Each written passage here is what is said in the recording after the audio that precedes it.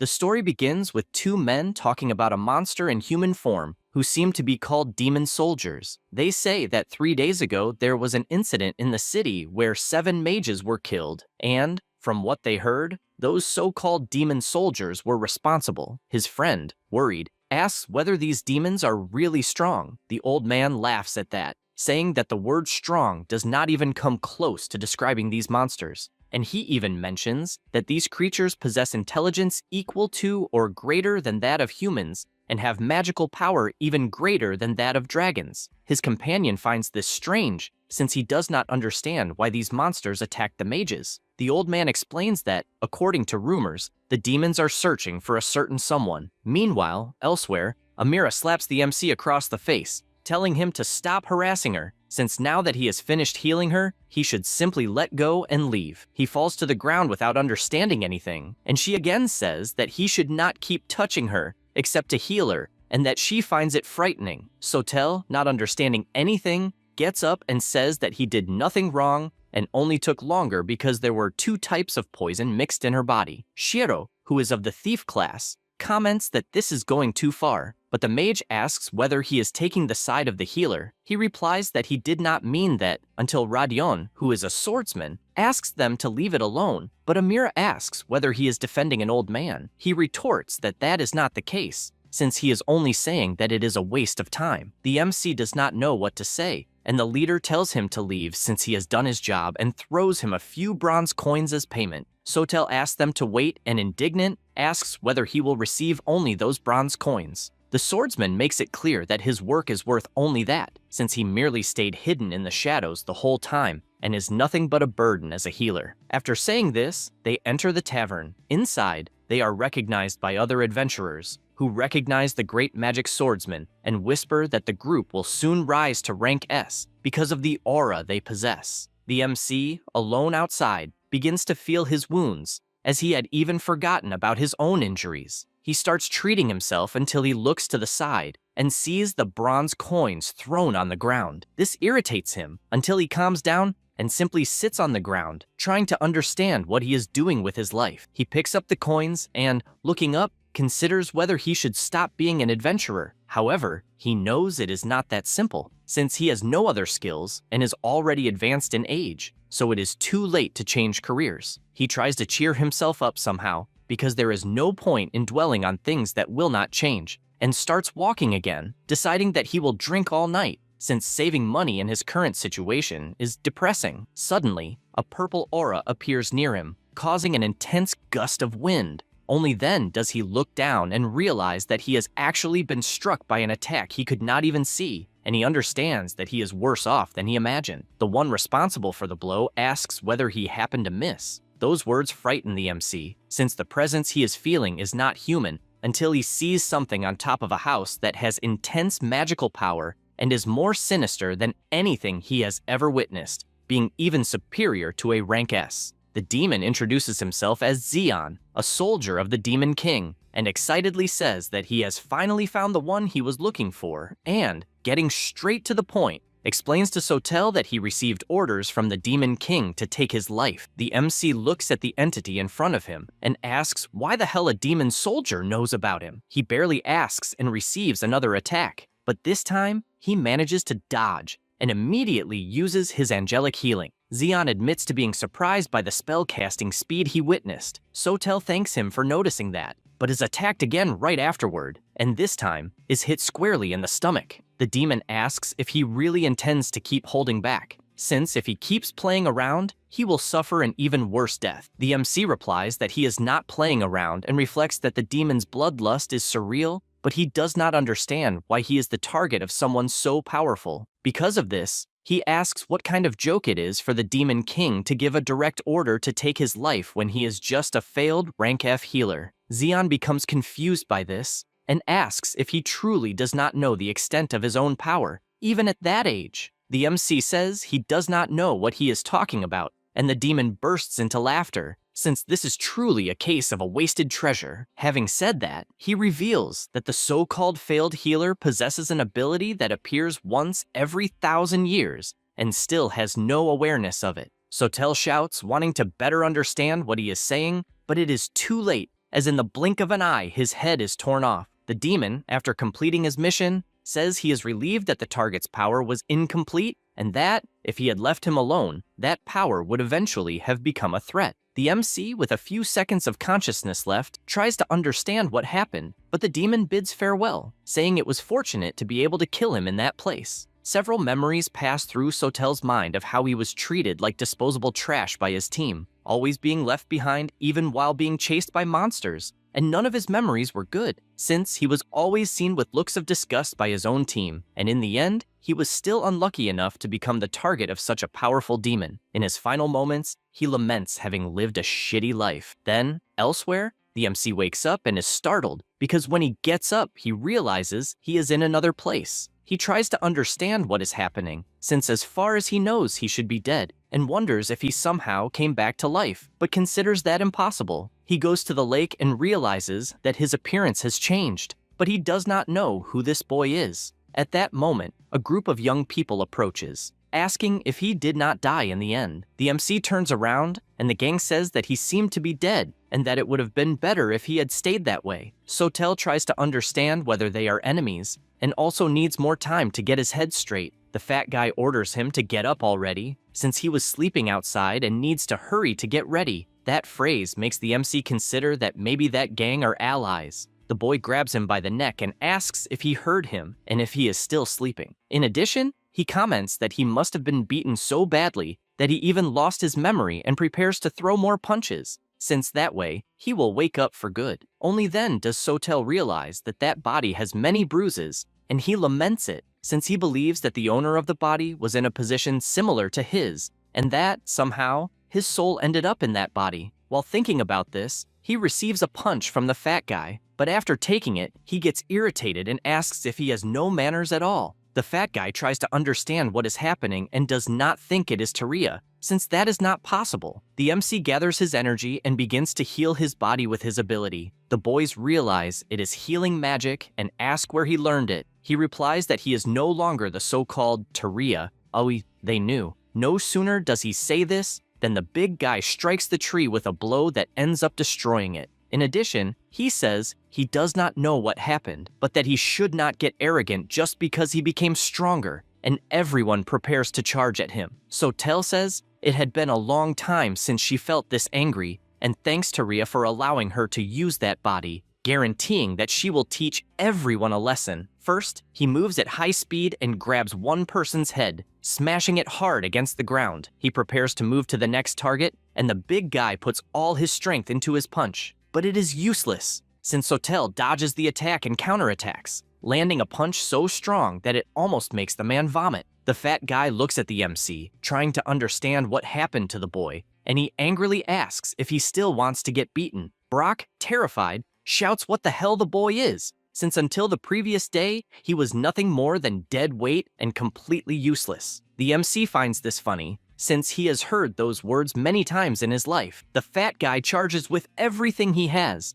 and Sotel says that whether he is rank F or not, he is still an adventurer who has been through hell countless times. And because of that, he also advances, landing a direct hit to the boy's head. In addition, he says that wielding power without thinking is no different from a child throwing a tantrum, and he laments that even though he is a strong fat man, he cannot even defeat a rank F player. He observes everything he caused and reflects that he went a little too far against children. In addition, he feels that it was good to vent some of Taria's resentment, since, apparently, he was an agile young man blessed with good physical condition. However, he does not understand how he managed to use healing magic since the body belonged to Taria. He tries to understand whether he truly came back to life, since even without believing in possession, he apparently got a second chance. After thinking about this, he notices something on the ground and, when he picks it up, reads that it is a status examination form, and Taria was classified as a rank F swordsman. The MC finds this interesting, since he should take the exam again, because he will not discover anything just by sitting around. In addition,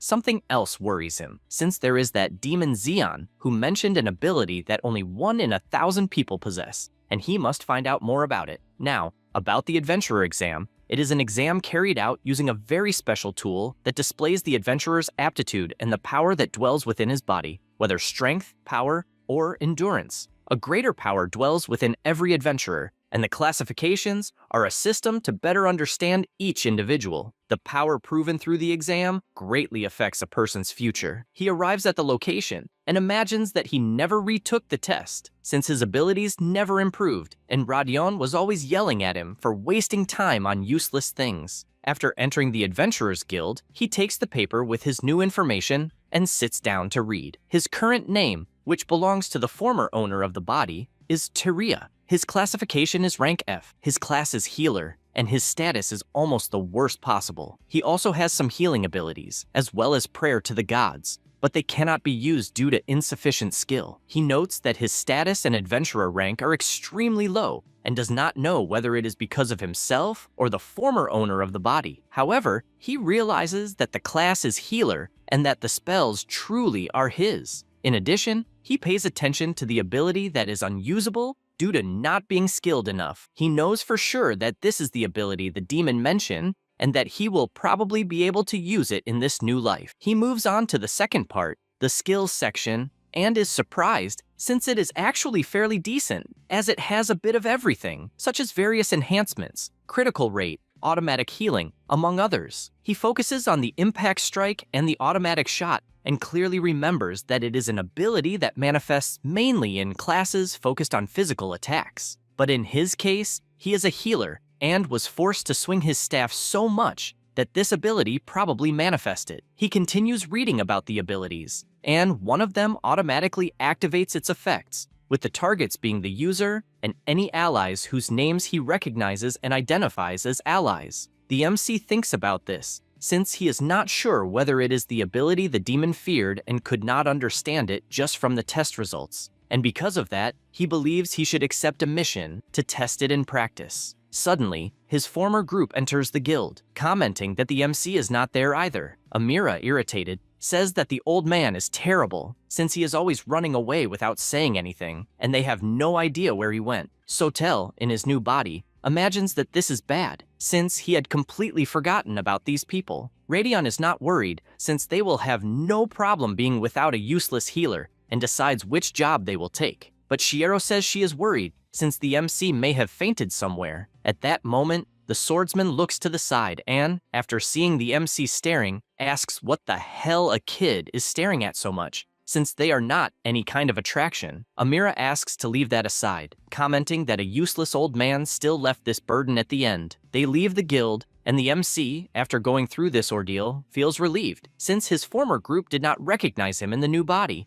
With that in mind, he looks back at his report and decides that his name is now Tyria, an adventurer of rank F from the healer class. There were the group of thugs he had met before, as well as acquaintances from the guild and his former group, and simply none of them realized that it was Sotel in that body. Thinking about this, he concludes that he can restart his life, since for a long time he had continued as an adventurer, giving up on everything. He helped for money, even if it was necessary to lower himself to others, always smiling. He decides that he will no longer have a shitty life and stands up, since he might be able to put an end to all of this at that very moment. He takes a rank E mission, which requires eliminating 30 wolves. The monster lunges at him, but he dodges. Then he prepares his ability and lands a direct hit on the monster's face, managing to finish it with just one blow. Another wolf lunges at him, but he simply continues his combo, finishing this one as well. The name of the ability he used is called Crushing Blow,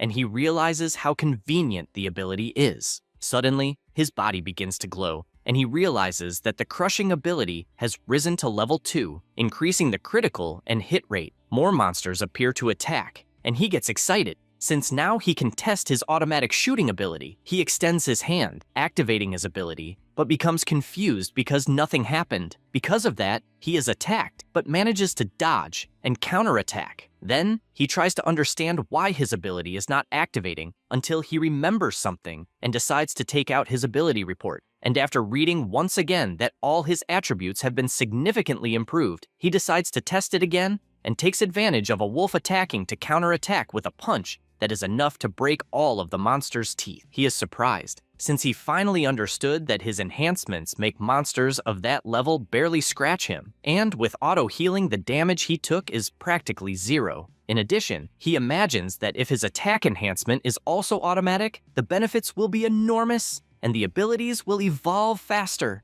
Only then does everything make sense in his head as to why the demon tried so hard to kill him, since it feared the power of that automatic ability. The MC knows that very likely, if this ability develops, he will become infinitely stronger and may be able to start everything over again. He continues reflecting that it is not that the ability had not manifested, since in truth, it had been active the whole time, and he simply did not know it. This is because, until a certain point, he fought against much stronger opponents, so he could not feel the benefits of this ability, but now he is understanding. He feels his body light as a feather, and the movements of the wolves are clear, frame by frame. He gets excited, since he finally understood that he had been receiving the benefits of this ability for so long that he did not even notice. After defeating all the wolves, he goes back to reading his report and thinks more about his automatic ability, since if he had known about it before, he would not have lived a shitty life. He feels frustrated without understanding the twist of having returned to life, but, confident, he assures that he will knock down everything in front of him and will take advantage of his second chance like a king. The next day in the city, he returns with all the resources he gathered and believes that he exaggerated a little, but he knows that this is because his results accumulated all at once, and a mission to hunt 30 wolves ended up yielding a hunt 3 times greater. Meanwhile, at the Adventurers Guild, a guy is trying to flirt with the receptionist, since he believes that she has a little time. She, not knowing how to dismiss him politely, just laughs. He continues saying that he likes her cute side and asks her to stop playing hard to get. At that moment, the MC arrives, and she takes the opportunity to let go of his hand and runs off, since she needs to attend to everyone who arrives. However, she is startled when she sees the size of the bags, and the MC, seeing this reaction, asks if by any chance he did something wrong. She continues analyzing the loot, and Taria hands over the mission report. But the girl is shocked, since the mission was to hunt 30 wolves. Yet, when looking at the bags, she imagines there is much more. He apologizes and says that he accidentally hunted a bit too much. The people around, seeing this, find it funny that he says just a bit and do not understand how Taria, who is a novice, has any ability to be capable of such a feat. The MC sees the commotion he is causing and apologizes, saying that if it is a problem, he can take everything back. But Rosa replies that it is actually incredible and congratulates him for completing the mission, since she did not imagine that a healer alone could gather so many resources. He is left speechless, and she further remarks that, at that pace, he could be promoted to rank E or perhaps to rank D. Taria thinks that it is very good to see that sincere smile and remembers his past life when he forced his own smile. This makes him imagine that it is truly amazing to be young. At that moment, an adventurer tells him to get out of the way and asks if he is a novice, since he has never seen him before. The MC replies that he is, and the guy tells him to tone it down, since he can see right through him, and points out that he is just trying to impress the receptionist, but tells him not to get his hopes up, since there would be no way for a beginner healer to gather all that material. The MC says that he did it, and the adventurer says that there is only one explanation, that he must have bought it somewhere. Taria says that he has no idea what he would gain by doing that, and the guy, not knowing what to say, just says that the MC is weak and that he always completes his missions alone, besides having twice his arm size. Rosa finds that attitude pitiful, and Taria realizes that the guy is probably in love with her, so he is nothing more than a poor fool. The adventurer once again accuses him of fraud, but the MC denies it, since he gathered everything with his own strength. Max asks how this is possible, since the wolves have magical resistance, and a healer would have trouble because of that. The MC replies that he does not need to keep using magic, and, after taking his staff, reveals that he simply defeated the wolves with that. The adventurer bursts into laughter, clearly implying that he is much stronger than he looks. Taria replies that he is not, but knows that no matter what he says, it will not make the guy believe him. Max does not like that expression and asks what kind of look that was. He simply turns away and tells him to interpret it however he wants, since it is not like they will see each other again. The boy gets irritated by this and charges forward,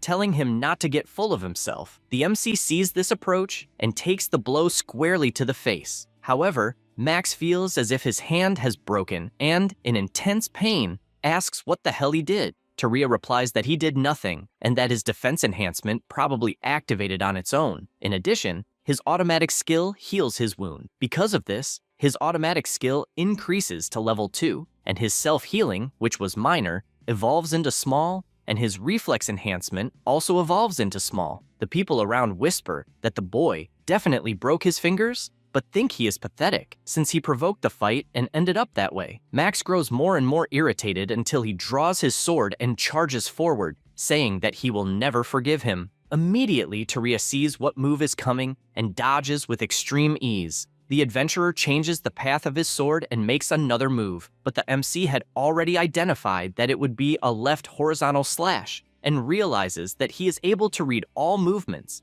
as if his brain and muscles were directly connected. After dodging, the guild adventurers are surprised by the evasions and mock him, saying that losing to a novice is a joke. Max cannot take so much provocation and shouts that he will kill him, but Teria says those are very strong words for a young man and wants to see him do it. The guy makes his first attack, but the MC simply dodges. He gets irritated and attacks once more, but Teria continues to evade with ease. However, this time, he prepares to counterattack and says that his target is also an adventurer, so there should be no resentment, and lands a powerful punch to the man's stomach, making him almost vomit from the pain and sending him flying from the impact straight into the wall. The MC is confused, since he barely put any force into the punch, and wonders if perhaps some other skill leveled up, but realizes that it was actually his rank that increased. Strength went from E to D, endurance from E to D, and so on. His healer rank also went from F to E. Suddenly, a bucket that was on the shelf falls onto the adventurosa,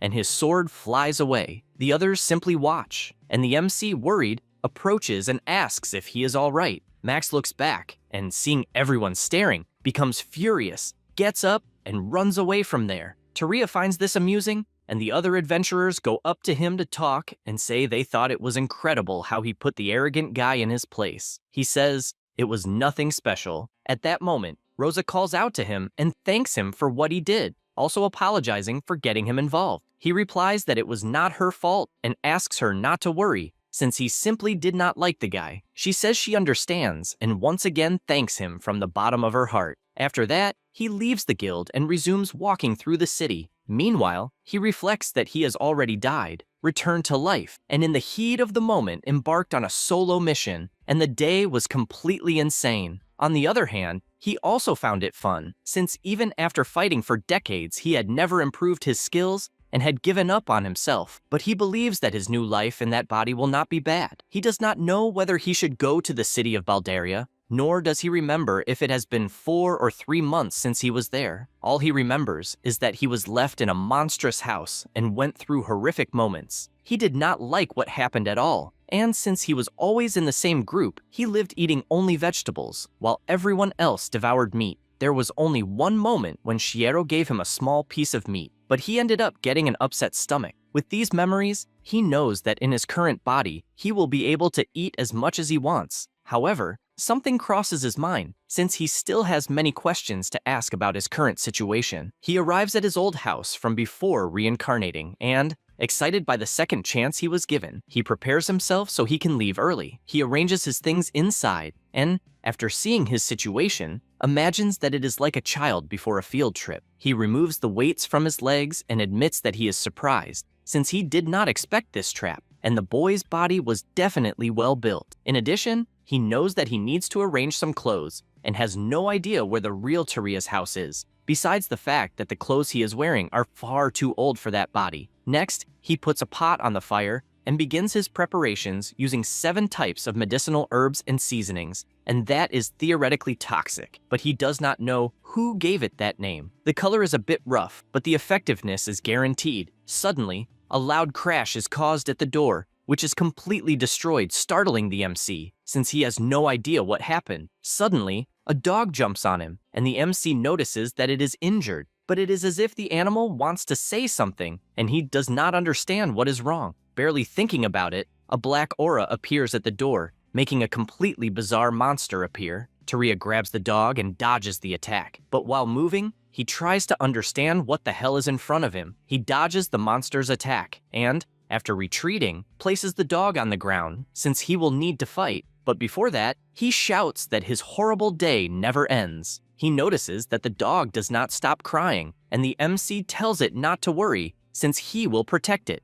In addition, he holds the animal's paw and uses his angel healing, leaving the dog completely renewed. He likes the result he achieved and assures that he will protect the puppy at any cost. Suddenly, the monster attacks with its tail, and the MC blocks it with his staff. And while retreating, the monster does not stop attacking. This irritates him since his house is being destroyed for no reason, and after preparing himself, he lands a direct blow that cuts the monster in half, but within seconds it regenerates completely. The MC does not like this at all, since out of nowhere, he began to feel pain and knows that if he keeps up that pace, he will be finished. But he does not know what this sensation he is feeling is. He remembers when he dodged with the dog and the attack left a hole in the ground, but it was quite shallow, and he does not understand why the monster is holding back. While thinking about this, he receives another attack that grazes him, but immediately his self-healing activates, still with the monster's arm on his body, and this causes damage to the creature, which backs away screaming in pain. Teria considers whether those monsters are perhaps fragile against healing, but there is no time to think much, since the monster continues attacking, and as he has no time to think, he decides to counterattack with what he has. But this time, he places his healing magic into the staff, which is enough to cause severe damage to the monster, almost tearing it in half. He realizes that this way, he will achieve some results, and, therefore, begins to attack in every possible way, always imbuing the staff with fairy healing. After that, the two face each other once more, and the MC charges forward with everything, shouting that this will be his final blow, and once again, lands a direct hit, activating his angel healing, but this time completely blowing the enemy apart. He breathes a sigh of relief and goes outside to see if there are any more monsters, and realizes that they do not leave behind corpses, which is frightening. In addition, it had been decades since he had seen monsters that were weak against healing magic. He then returns inside the house and feels weak, since he apparently used too much mana. However, he also feels another sensation, as that young body is developing far too quickly, and, in fact, his abilities have leveled up once again, and he does not understand what is happening, nor whether the former owner of the body had something special. He then looks to the side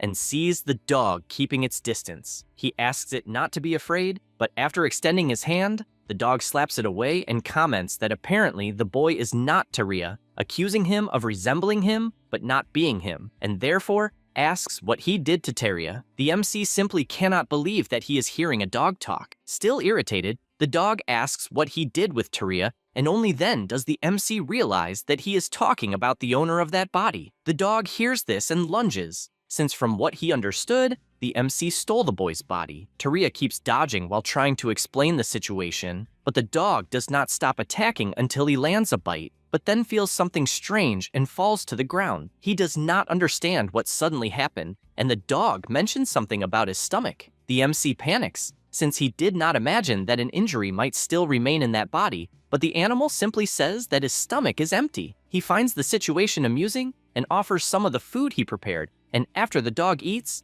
the animal says that the food was splendid, since his strength is overflowing. The MC says that he understands, since the dog is speaking fluently, but still admits that he does not know whether it is right for dogs to eat soup. Bruce asks him not to worry, since as he had said, he is not a dog. Teria does not quite understand this, since he is definitely looking at a dog, and moreover mentions that he was bitten by him minutes earlier. The dog explains that at the time he was a little shaken and did not notice that the boy was already complete, and therefore apologizes for his rudeness. The MC says that he does not understand what that means, but the dog simply says that he will understand with time, so there is no need to worry. The MC says that he understands, but adds that he has another question, since he was curious about why the dog was with the former owner of that body, and whether he was, by any chance, a chosen child. The dog replies that it was his duty to watch over him. The MC does not fully understand all the details, but asks whether he should not be panicking, since in the end, the real Teria is dead. The dog says that it is true,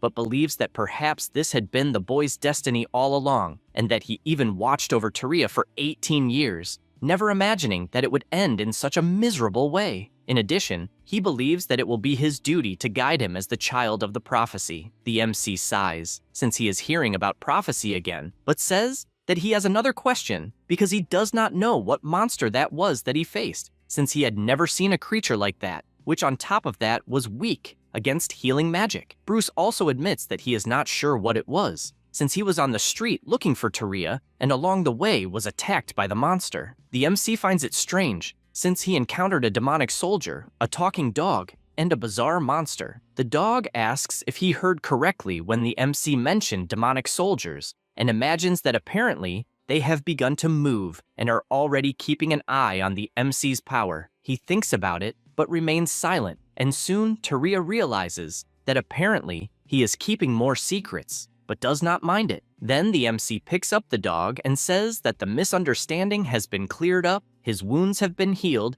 and he has even been given plenty of soup, so it is time to go home, since he himself will have to wake up early the next day. The dog asks where he is going, and the MC says that it is none of his business, since he is enjoying his second life. Bruce refuses, since he wants to accompany him because he owes this to Taria. The MC makes it clear that he does not need a babysitter, since he is of legal age and wants to be free, but the dog keeps insisting, saying that someone who is not yet complete needs support since the demons have begun to act. In addition, he says that he is quite useful and transforms into a giant wolf that carries the MC on his back. When the MC opens his eyes, he realizes that they are flying and can even see all the people in the city. The dog asks the MC to use him to achieve the goals he aspires to, while he continues running through the skies. The MC thinks about it, since he does not particularly like the word use, because he does not have good memories of it, but believes that he can call this a contract, since both of them can benefit from it. With that in mind, he says he accepts the offer and tells them that their first destination will be the city of Baldaria. The dog finds it interesting,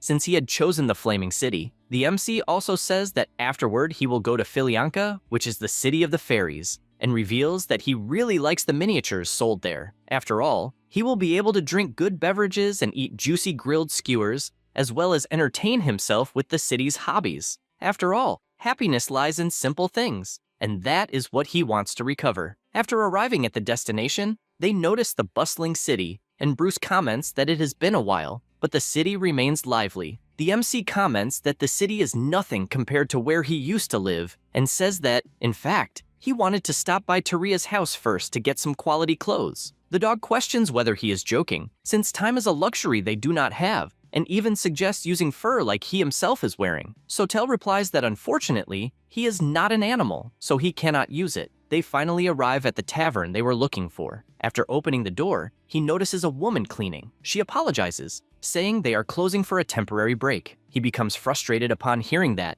and says he understands, and she apologizes once more, since he seemed anxious. But unfortunately, they will not open the shop for a while. Sotel asks why, and she explains that they were unable to reach the pastures where their cattle are raised because a dragon has settled in the cave along the way. He is surprised to hear about the dragon, and she continues her explanation. After that, they return to the city, and Bruce says that the MC had the worst luck, since he barely started the journey and has already hit a dead end. He says it is true, but confidently states that he will take down the dragon that is interfering with his plans. The dog asks if he is crazy, since even for a normal dragon, the standard procedure to challenge it is to gather a rank A group. Sotel says he does not care, and shouts that impossible things only make him want to conquer even more. Bruce does not like that at all, and asks if he has a plan to win. He says it is not as if the chances are zero, since according to the information he gathered, the dragon has the unique characteristic of poison, so his healing magic is a perfect counterattack. On the other hand, he knows the real problem is how he will attack directly, and the dog asks if he is just going to swing the stick back and forth. He says it will not be that simple, since the dragon's scales are extremely tough. Bruce finds it strange, since he is speaking as if he has experience. Sotel feels embarrassed and says he has fought some normal dragons before, and although he only remembers being used as a meat shield,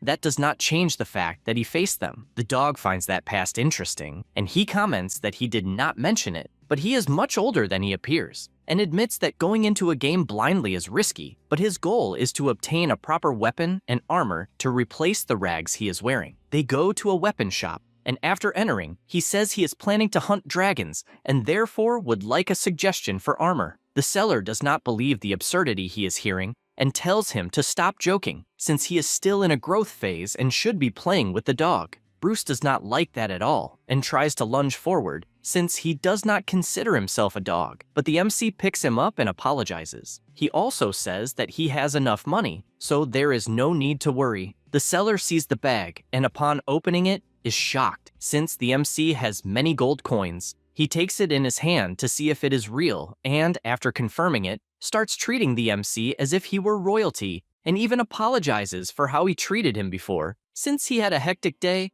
and starts asking about the staff and the equipment they want, since he has a bit of everything. Sotel finds this funny and feels relieved for having spent some time hunting monsters outside the city. The seller starts showing all kinds of weapons, until one in particular catches the MC's attention, and he picks it up, asking for more explanations about it. The seller says it was an incredible choice, and that it is basically the only item made of a rare mineral discovered recently that uses etherate. He draws the sword from the sheath, and the seller explains that the monoconductivity of that mineral is several times greater than that of magical alloy. He does not hide his surprise at the aura that sword possesses, and therefore says he will take it. The seller thanks him, but the dog asks whether a healer can even wield a sword. He says he does not know for sure, since he has never held one before, but thinks it is cool to have one, and therefore will take it. The dog does not care about that, since the money is his, and he can do whatever he wants. After buying the equipment,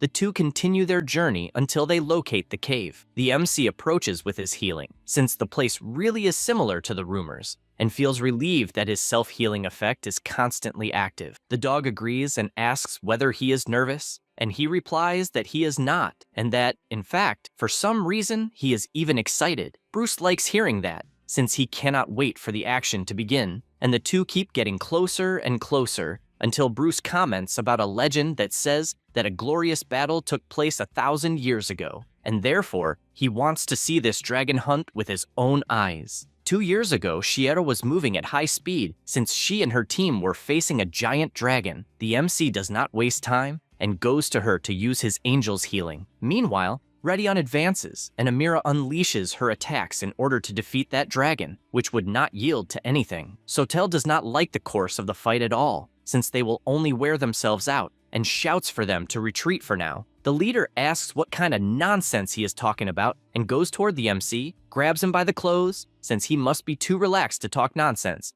and throws him toward the dragon, telling him to be useful. Shiero cannot believe it, but Amira likes what she sees, since now Sotel is lying on the ground, and, when he looks up, sees the colossal dragon ready to devour him. However, the dragon spits venom, and immediately he uses his angel's healing and tries to dodge the attacks at all costs, drinking potions constantly. In the present, he keeps walking and remembers that he had to drink potions until he almost threw up to stay alive. But at that moment, he feels that the battle will be completely different. Thinking about that, he asks the dog if he really wants to come along, since it will be incredibly dangerous. Bruce replies that that is exactly why he wants to come along, because he does not want to make the same mistake he made with Taria. Sotel says he understands, and they continue entering the cave. After some time, the MC comments that the air is getting heavier and the dragon's mana stronger, and that if it were not for the self-healing, their bodies would have already melted. The dog becomes worried, since he did not know that this was the reason they were able to enter, and he asks him not to worry, since apparently the power activates automatically, even on allies. That makes him remember the description of the ability, which includes targets recognized as allies. The dog admits to being surprised, since it seems like something incredible, and therefore wishes success on the mission. The further they go in,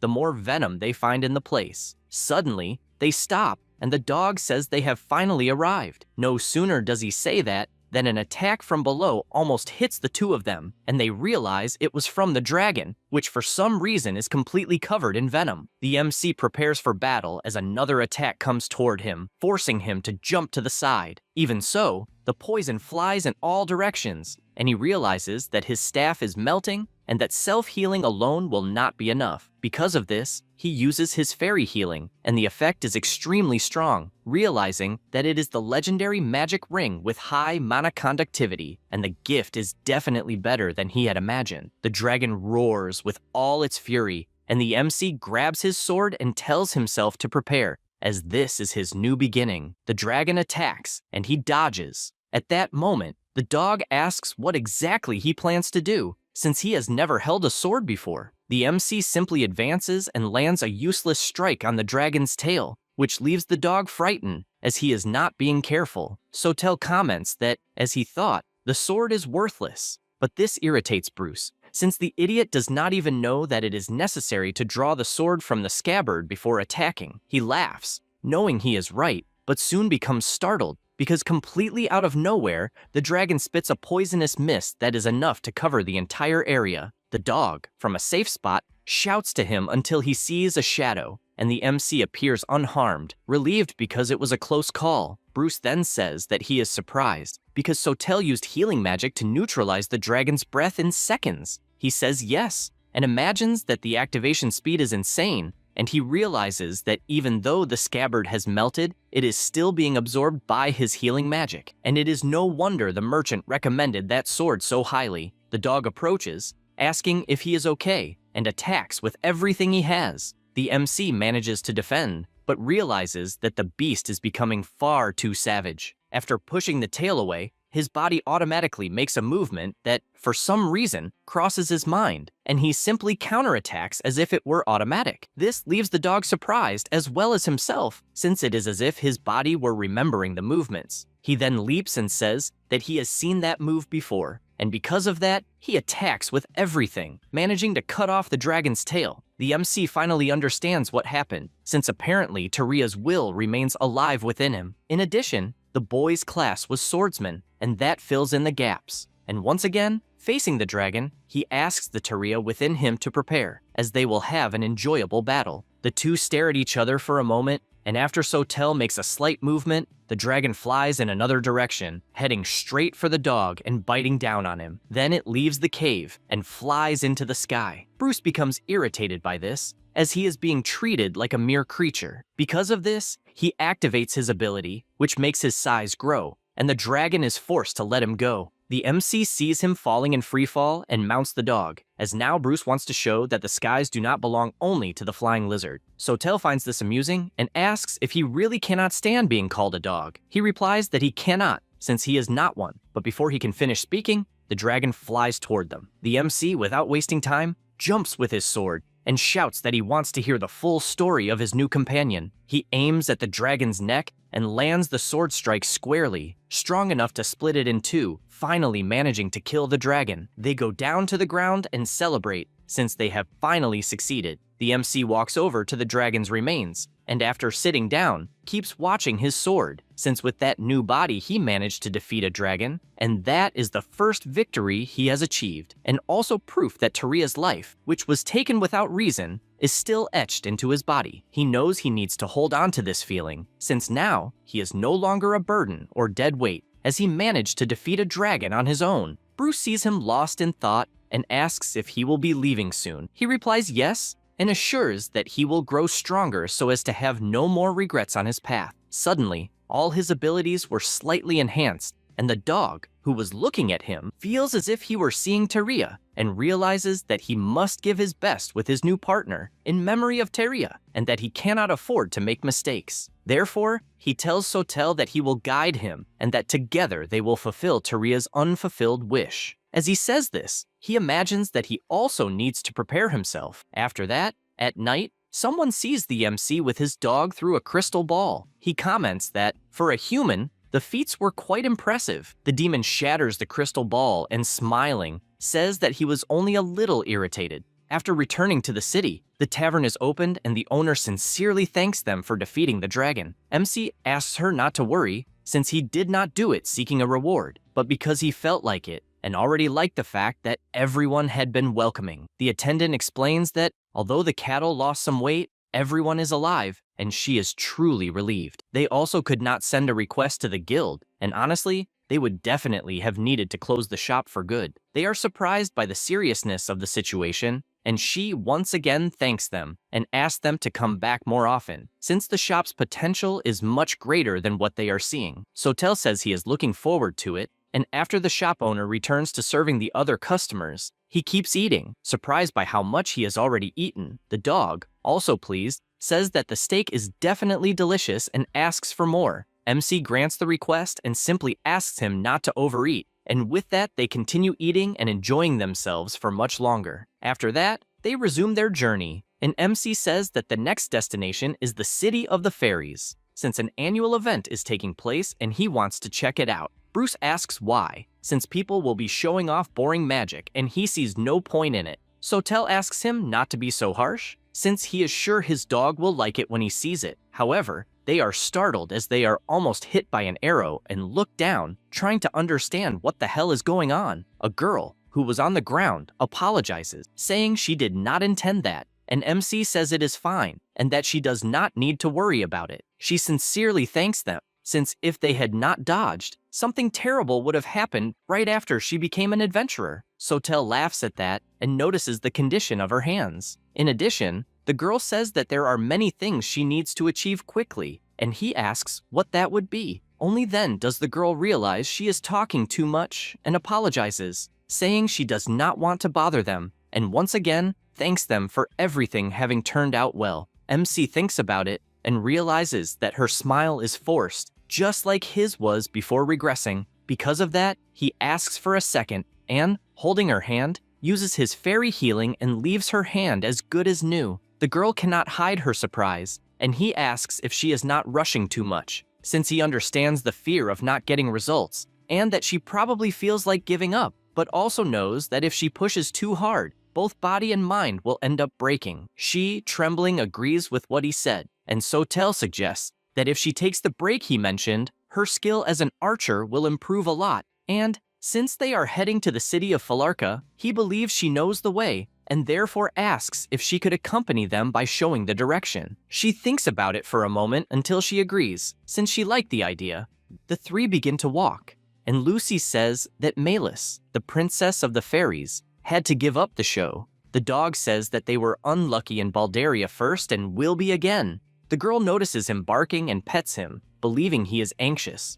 Only then does the MC realize that he will need to call Bruce by his real name, which is Glacius, now that a girl is in the group, even though she only understands his speech as barking. She asks if he happens to be a fan of the Lumina figures. Sotel replies that yes, since he finds the delicate mana control, the precise movements, and the resulting performance truly worthy of being called a masterpiece. In addition, he mentions that they are, above all, a source of hope. She does not understand what that means. He explains that many artists on that stage were once adventurers who had to give up. He is practically in the same situation, and to become a high-level healer, he would need to master some offensive magic. However, no matter how much he trained, he never managed to master a single attack spell. So, seeing that brilliance on stage gave him courage. Lucia comments that he says many mature things for his age and asks him not to worry, since there is no need to rush. The MC agrees and questions the exact reason why Malis had to cancel her participation. She, a bit embarrassed, reveals that in fact, Melis contracted a mysterious disease.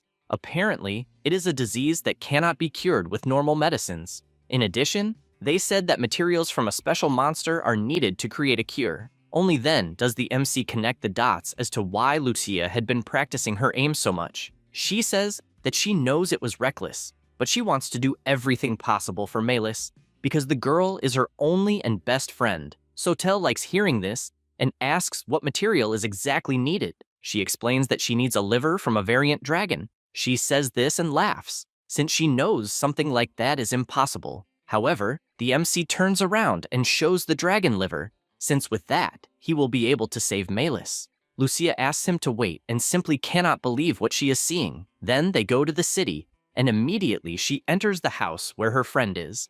Eleanor looks to see who it is, and the archer, emotional, shows that she has the dragon liver. The MC just watches this moment.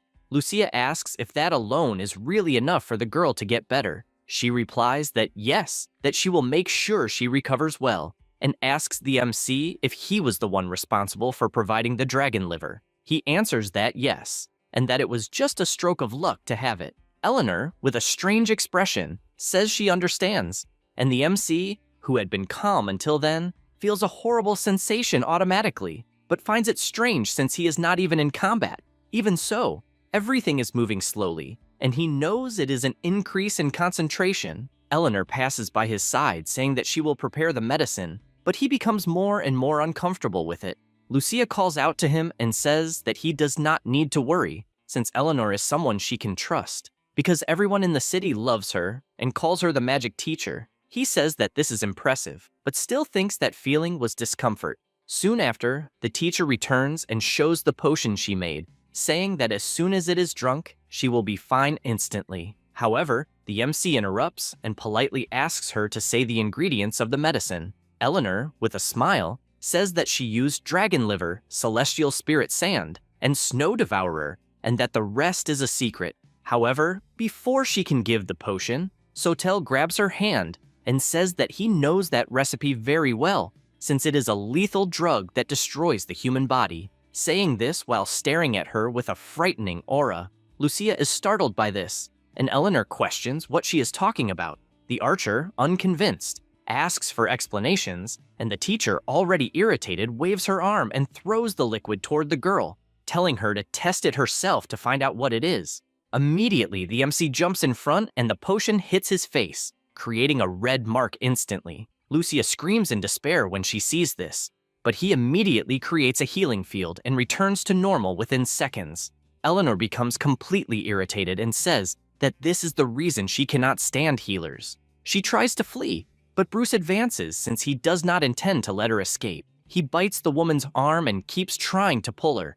Eleanor soon realizes that this is not a normal dog, and therefore decides to resort to releasing her malicious aura to end everything. Immediately, the dog jumps back upon seeing that horrifying power, and Eleanor, after completing her transformation, introduces herself as the sixth servant of the Demon King and also says that, as thanks for defeating the precious variant dragon, she will return the favor. Sotel realizes what this is about and she confirms it, since the poisonous dragon he defeated in Baldaria was her familiar. And, as if that were not enough, he also disrupted all the preparations she made to turn Maris into her familiar. Because of this, she makes it clear that she will not forgive him. Lucia becomes confused by all this and does not understand what the hell she means by the preparations or by turning her best friend into a pet. The witch laughs at this and says that her mission is to increase the loyal servants of the Demon King. For that, she needs to make the fairy princess Maris work for her by attracting humans. Lucia finds this absurd, and Sotel questions why she would do something so horrible. Eleanor replies that the entire world belongs to the demons. That world is too good to be wasted on humans, because the water, the vegetation, everything is rich in magic. So before humans can destroy the world, the demons united with the Demon King to end everything. The MC becomes irritated by this, and she apologizes, saying she got too carried away with her speech. So without further delay, she starts attacking, forcing Sotel to dodge in all directions. She summons a water spirit that makes the MC increasingly defensive. The MC knows that to destroy that summon, he will need to break its core. So after dodging another attack, he creates an opening to deliver a precise blow, but laments it was not enough to break the core, and thus, the spirit regenerated. The demon laughs at poor Maris for having such a loser as a hero. He tells her not to talk nonsense, but the one who gets most irritated is Lucia, who with her bow aimed declares that she will never forgive her. She fires her arrow, but the water spirit gets in front.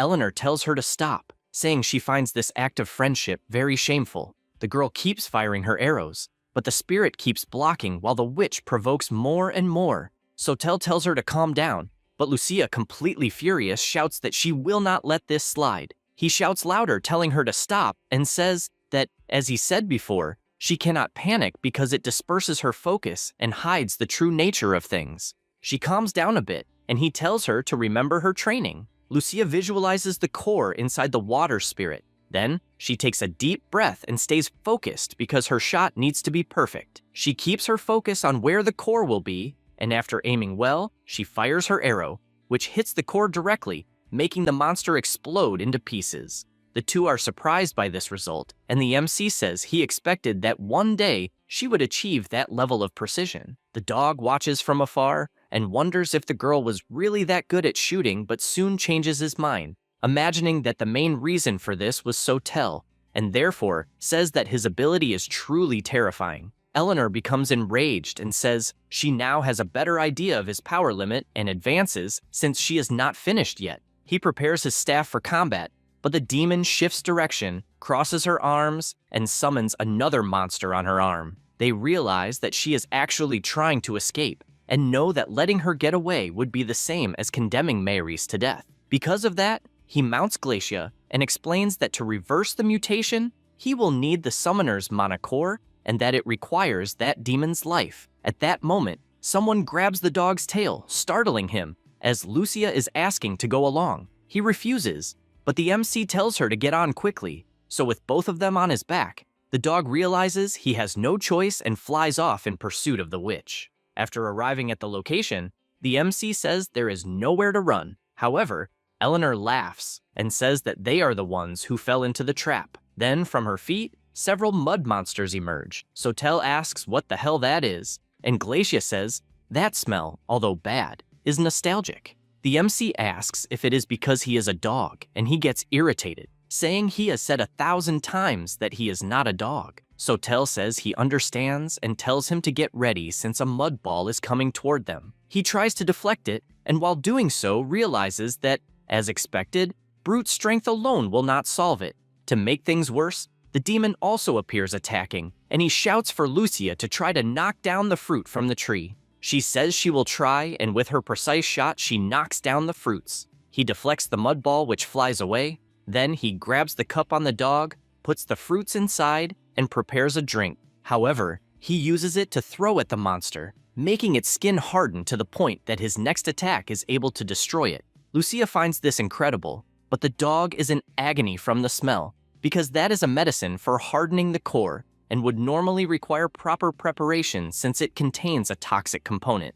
In other words, it smells like very foul shit. He tells Glacia to stop complaining because if he is not a dog, then he should endure the stench. And even though in agony, he says he will endure it. The MC throws that medicine onto his staff and starts attacking all the monsters, as this way he can defeat them. He also throws the cup to Lucia, who uses it on her arrow and kills the monsters with her precise shots. Meanwhile, the dog continues suffering from the rotten smell. On the other hand, Eleanor keeps summoning more and more monsters and asks if they are ready to give up. The MC asks Glacia what the next move is since his sense of smell is useless. The dog just barks, and Lucia asks if he has a plan. She asks again if he really has a plan, and he nods to confirm. She tries to understand what the hell that is, and he explains that they are probably clones, and the real body must be hidden somewhere. She thinks about this hypothesis, and then touches her forehead and says she can use appraisal magic and thus find the real body's location. Sotel shouts, asking if that is serious.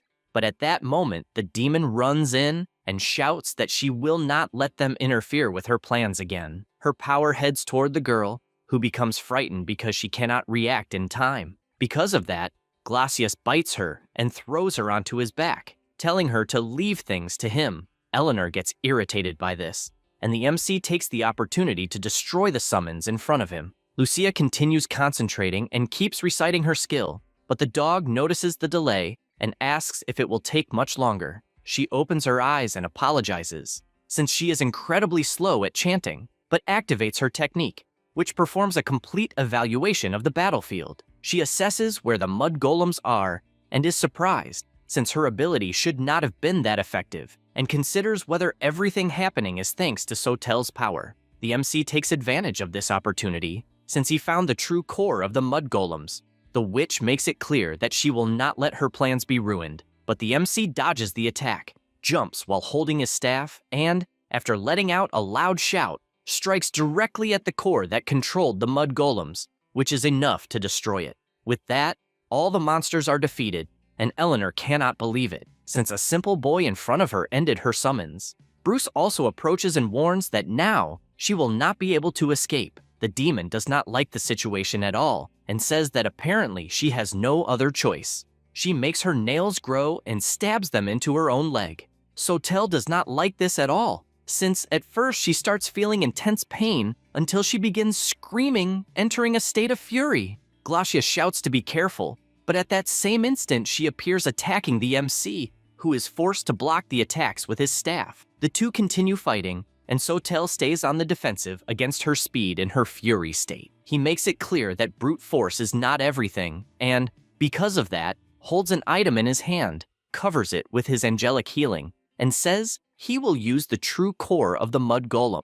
With that said, he throws this enchanted core, which hits her stomach and explodes, creating a curtain of smoke. Sotel knows that this will temporarily revive her body and that he can use that against her, so with his sword, he cuts the witch in half, since the moment she abandoned her intelligence was when she lost. She cannot believe she was defeated, since that strike split her body in two. The MC watches, as does Lucia, since he does not know if he truly won, even while seeing the witch's defeated body on the ground. A core appears from the body, and only then does the girl realize she can celebrate, and when asking about Maris, she feels her body getting weak until she falls. But the MC catches her before she hits the ground and says she did a great job. They decide to return to the city, and while walking, Glacia says that apparently they cannot do anything about the mud. But the worst part is that it smells terrible. The MC looks at his staff and thinks that if he had purification magic, he could solve this.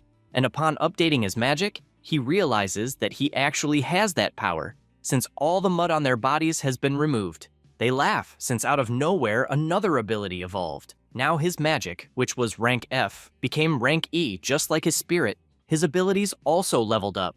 After all these events, the day of the festival arrives, and the performances begin, with the artists performing various dances that leave Lucia amazed at how incredible they are. Next, another participant enters the arena and, full of confidence, activates her fire ability and performs her dances using that element. The MC also finds the performance incredible, both in colors and in sound and emotion in the dance. Every part of the expression is complete. He even starts to cry, since he finds everything perfect, as if the performance were perfectly calculated. He continues praising it using every possible adjective, and Glacius tells him not to get carried away, since he is getting a bit too excited.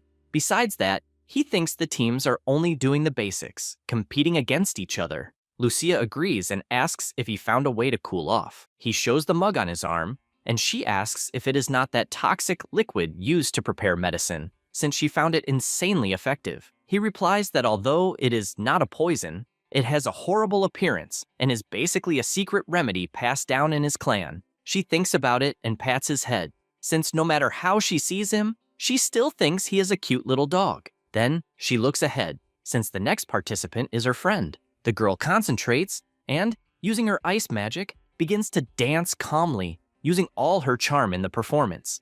The ice takes over the arena, and Lucia is extremely happy since she finds it beautiful. The MC feels happy seeing this scene, since this time he truly managed to save someone. While thinking about this, he suddenly sees himself in a dark forest, and an entity stands in front of him telling him to run. However, that appearance was strange, like a demonic tree. Only then does he wake up startled and questions what the hell that was that he saw. He starts sweating cold without understanding, and meanwhile Glacius stares at him. After the performances end, everyone leaves the arena, including the MC and Lucia. She asks them to go meet Maris later. At that moment, someone appears calling the MC Taria, the former owner of that body. He turns to see who it is, and realizes it is a gray-haired man. Sotel asks what he is doing there, and the man, confused, asks what he is doing in that place, and more importantly, why he has not responded to the letters. He does not know what to answer, and Lucia asks Sotel if he knows the man. Astel gets confused by the name Sotel, and the MC explains that it is just a nickname and apologizes for not keeping in touch. He says it is fine, and mentions that he finally became a Lumina figure player, and that his magic is very flashy. Sotel says he understands and asks if his parents are doing well. The man changes his expression for a split second and smiles again, saying that everyone is doing very well, but that they still will not give him the position of village chief. The MC looks closely at his friend's expression and has a vision of demons attacking a couple. He comments that that is the demon's raid. Lucia gets confused by that comment, and Sotel asks his friend if he is returning to the village. He answers that yes, since he intends to go back once, and the MC asks to go back together. Once again, the boy changes his expression and says yes. They then continue their journey, and Astil asks if he is still with the dog. Sotel answers that yes, since Glacius has been accompanying him since his family died. The man says he understands and asks about the girl who is also accompanying him and whether he is finally using all his charm. He answers that he does not have that kind of relationship with Lucia. The boy tells him to relax, since he heard what he did for Maris, the fairy princess, and thought it was really cool that he saved her like that. While the two keep talking, Lucia comments that it is surprising how much Sotel laughs, and even the way he speaks seems a bit childish. The dog agrees but says that until a few months ago he was like that. She does not believe it, and starts thinking about how long Glacius has been with him. The dog says that since the MC was 5 years old, he has been watching over him, even before that, because he was born with a mission. At the time, he was just immature and did not understand humans. Because of his own arrogance, Sotel lost his parents. Lucia feels bad thinking about that, and about how much the MC must have suffered going through all of that. Glacius says yes, and adds that they lived together for a while, and he used to comfort him, as well as scold him sometimes. While telling all this, Lucia places her hand on his head, and the dog asks what she is doing. She says she did it because it seemed like he was about to cry. She also said that she always thought Sotel carried something within himself, and that, sometimes, when looking at him from afar, it was as if he were distant. And apparently, with the dog, it is the same thing. He is left speechless, and she goes on to say that in truth, she decided to follow because she was worried about Sotel, but she also cannot leave him alone. That said, they continue traveling for a while, and already near the village, the MC comments that the place is kinda quiet. Astil agrees and asks if he remembers when they fell into the well and got scolded. The MC says he remembers, and that his father's punch hurt quite a bit. At that moment, the boy changes his expression and says they have already come far enough, and therefore, he should not be too surprised. He opens the door, and after the two enter, Sotel is startled since there are demonic trees inside. Astil says he understands the surprise, since it is always shocking. The MC asks when this happened, and he explains that they were attacked by Absan. Sotel knows that he is the one who turns people into trees and then kills them. Astil says yes, since his parents ended up like that after protecting Lit. Both his father and his mother ended up that way. The MC places his hand on them in their tree form, and, after concentrating for a bit, feels that he might be able to do something. His friend says that his parents are admirable for protecting the village. The MC agrees, but asks him not to be so serious. He does not understand why, and Sotel says that the two of them are not dead yet. Astil does not think that is possible, since even if they are not dead, there is nothing that can be done. The MC explains that this is called arborification and is a condition in which the body turns into wood due to poison, and the progression is at an incredible 80%, and he himself would be able to cure them. His friend asks if that is serious and when he learned that. The MC dodges the question and asks them to focus on what matters, as they need to hurry. They go to a cave, and the MC, upon spotting a slime, kills it. Glacia follows along and, curious, asks who exactly Sotel is, since he has so much knowledge of healing. This is because he knows that it is true that arborification can be cured using the Slime Queen, since her magical fluid is very effective for that, but he cannot imagine where he learned it. In addition, he is also observing the sword technique he is using, as well as the way he is wielding it. That is because it is exactly how Taria used to wield it, but he believes he is just overthinking. After a while, they go deep enough. At that moment, a slime attacks from above, but the dog is fast enough to bite it without even the MC noticing. Glacia says that he cannot remain useless forever, and they continue advancing into the cave. The MC takes the opportunity to ask if he has ever been there with Taria. The dog is surprised that he figured that out, and he says that since he arrived in the village and even before that, when he met Astil, all his senses and memories of Taria awakened, and he feels it flowing through his body. At that moment, another slime flies at him, and he demonstrates that even then, it is as if his body swings the sword on its own. Glacia says that, in the past, he was in the cave with Taria, and it was a terrible time. That is because the boy was clumsy, and despite having good potential, did not make good use of it, and they were always chased by slimes until nightfall for days. At that moment, another monster appears, and the MC uses the skill Slash, and only then realizes that he actually gained this new skill, which has a critical rate of 20%. The dog explains that the boy learned various skills in that place, and the MC comments that apparently slash is one of the skills that Tyria acquired. Glacia says he does not recommend that training method. At that moment, the MC senses something strange, since suddenly some rocks begin to fall, and looking up, he shouts for them to get out, because the cave is collapsing out of nowhere. After running for a while, a huge slime falls on them, and immediately, Sotel uses his healing skill and asks if he is okay. The slime starts forming in front of him and reaches the point of petrifying a nearby snake. He prepares himself, since the boss has finally appeared, and shouts that the moment has finally come. He charges forward, and the boss, despite being weak, dodges his first attack. He positions himself again, and, knowing that the monster is very naive, lands a direct blow that is enough to cut the boss in two. In addition, he evolved the A/slash skill to level 2. The MC goes to the magical slime and takes some of that liquid to make the potion. Meanwhile, in the village, Astel asks why Lucia decided to follow them. She stays silent for a moment and says that the main reason is to repay her debt. He asks if she is referring to the fairy princess. Lucia confirms, since Myris is an irreplaceable friend. Because of that, she wanted to help Sotel in any way she could. He says he understands and comments that the MC is indeed quite charming. She laughs at that and admits that she is a bit jealous of their relationship.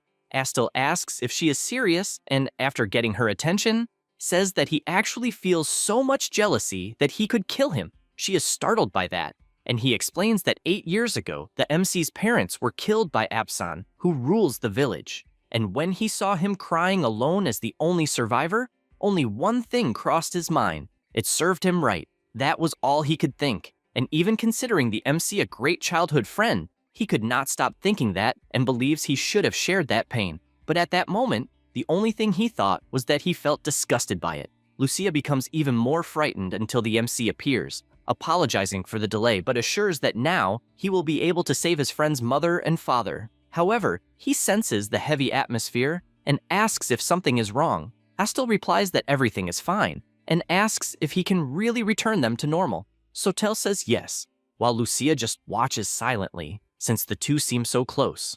With the potion ready, the MC goes to the tree and puts some of the purified slime liquid into its mouth until the transformation starts to fade and the boy's father returns to normal. Then he goes to the other tree and, after doing the same, the boy's mother also returns to normal. However, this time it does not go as smoothly as the woman starts screaming and a red slime begins to come out of her mouth. This leaves all three of them shocked, as the red slime becomes more and more intense until it starts to float, and a kind of vampire emerges from within it, asking why the two are acting like friends with each other. They do not understand what is going on until this being stops in front of Astel and grabs his mouth. Then it says that they went through many problems, and lifting the boy, it shouts that it took a long time to cultivate all that hatred. Astel finally understands what is happening until the MC cuts that arm in half with a single attack. The boy is surprised, since his arm was cut so easily. Sotel attacks once more,